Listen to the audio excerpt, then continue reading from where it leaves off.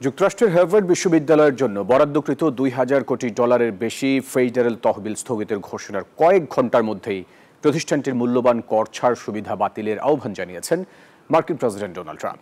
সবচেয়ে প্রাচীন এই মার্কিন বিশ্ববিদ্যালয়কে নিয়োগ, ভর্তি প্রক্রিয়া এবং পাঠদানের ধরনে পরিবর্তন আনার নির্দেশ দিয়েছে হোয়াইট হাউস। এসব পরিবর্তনের মাধ্যমে বিশ্ববিদ্যালয় ক্যাম্পাসে ইহুদি বিরোধিতা মোকাবিলা করা সম্ভব হবে বলে দাবি করছে ট্রাম্প প্রশাসন। মঙ্গলবার সকালে সামাজিক যোগাযোগ মাধ্যমে দেয়া এক পোস্টে শুধু ফেডারেল তহবিল স্থগিতেই সীমিত না থেকে হার্ভার্ডের কর ছাড় সুবিধাকে সরাসরি নিশানা করেন ট্রাম্প। এই সুবিধা বাতিল হলে প্রতি বছর বিপুল আর্থিক ক্ষতির মুখে পড়তে হতে পারে হার্ভার্ড বিশ্ববিদ্যালয়কে।